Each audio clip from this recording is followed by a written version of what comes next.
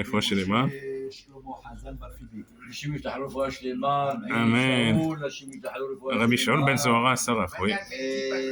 אנשים ישתחררו רפואה שלמה. אין notre maître, רבי שמעון בן וכל חולי עמך, בית ישראל, השם יפתח להם, רפואה שלמה. רפואה שלמה.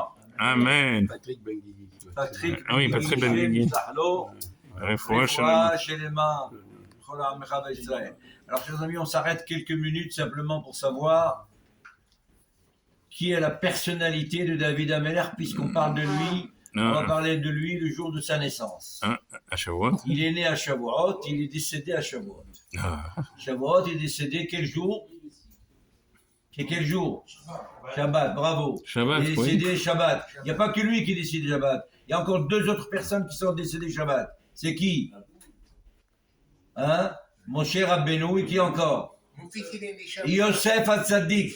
Yosef Hatzadik. Ces trois personnages sont décédés Shabbat. C'est pour ça d'ailleurs, Shabbat après-midi en Minha, on lit la justification de la mort de ces grands tzadikim. C'est ça que nous faisons Tzidkatra, Kehareel, Shvatecha Teom Rabba, et ensuite on dit quoi?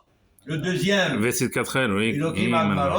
Et le troisième, donc pour ces trois-là, nous faisons ce qu'on appelle le Tziduk Adin. Voilà. Donc on accepte sur nous la justification parce qu'évidemment, c'est des grands tzadim qui se mentent. Alors David Ameller, et lui, il nous concerne, on va parler de lui aujourd'hui. Il est décédé, évidemment, Shabbat. Il est né, comment il est né, Serge? Comment il est né, David Ameller? Comment? David Ameller, il est né par son papa qui s'appelle Ishaï. Ishaï, voilà. Ishaï est né comment? Par son papa qui s'appelle Oved. Voilà. Donc, et Oved a donné son papa qui s'appelle Boaz. Voilà. Et ensuite, la descendance jusqu'à Pérez. Comment? Ah oui, Michel, il a dit que David Ameller, il ne devait pas vivre, qu'Adam Arishon, il lui a donné 70 ans de sa vie. Ça, c'est un cadeau qu'il lui a donné Adam Arishon, qu'il avait vu déjà depuis Hazra. Adam Arishon, il lui a offert ses 70 ans de vie. Et c'est pour ça que tous ces 70 ans de sa vie, ils étaient en souffrance. Alors nous, le jour de Shavuot, on lit l'histoire de David.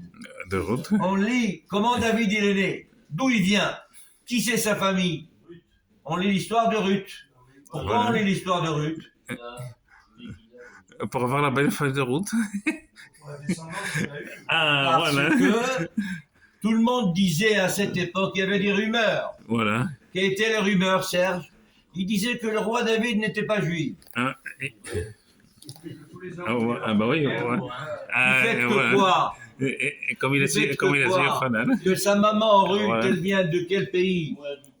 De Moab. Et le pays de Moab et depuis du Midian, la Kadosh Baruch Hu a dit, ceux-là, ils vous ont fait souffrir lorsque vous êtes sortis d'Égypte et ils vous ont fait du mal, alors ils n'auront pas le droit de se marier avec vous et même s'ils se convertissent au judaïsme. Alors? Ils ne pourront jamais se marier, resteront toujours. Alors, sa maman de David, elle est effectivement, enfin sa arrière-grand-mère, qu'elle s'appelle Ruth, elle vient effectivement de Midian, de Moab, c'est marqué de Moab plutôt. Et alors, qu'est-ce qui s'est passé? On aurait pu dire que effectivement, les Moabites, David Ameller n'était pas juif. Voilà. Alors vient le prophète, Shmuel Hanavi. Voilà. Shmuel Hanavi, c'est lui qui nous a écrit l'histoire de Ruth.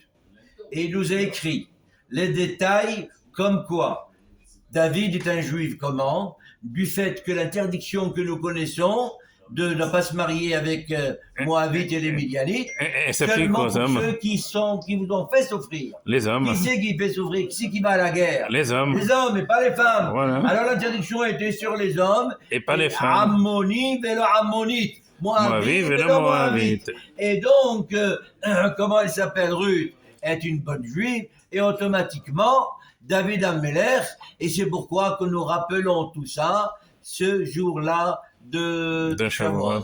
Mais le plus important, c'est pour nous donner, je serais arrêté, pour nous donner une leçon de morale à nous tous. Quelle est cette leçon de morale? Vous avez vu à quel âge Ruth est venue au judaïsme? Voilà. À quel âge? À 40 ans. Elle était convertie, bien sûr. Donc, elle s'est convertie au judaïsme à 40 ans. Et elle est devenue ce qu'elle est devenue. Elle a eu cet enfant de Ouais. David Ameller. Vous vous rendez compte? Ce petit-fils, mais c'est son enfant-fils. Eh bien, ça veut dire qu'il faut jamais perdre l'espoir. Il y a toujours, à n'importe quel âge, il faut y aller, connaître la Torah, savoir ce qui est marqué dans la Torah. La Torah t'élève, la Torah te donne de la force, la Torah te rend un autre, et elle te transforme, même si à 40 ans tu as appris la Torah. Voilà. חזק וברוך רבי שמעון, אמר רבי אלעזר, אמר רבי חנינא תלמידי חכמים.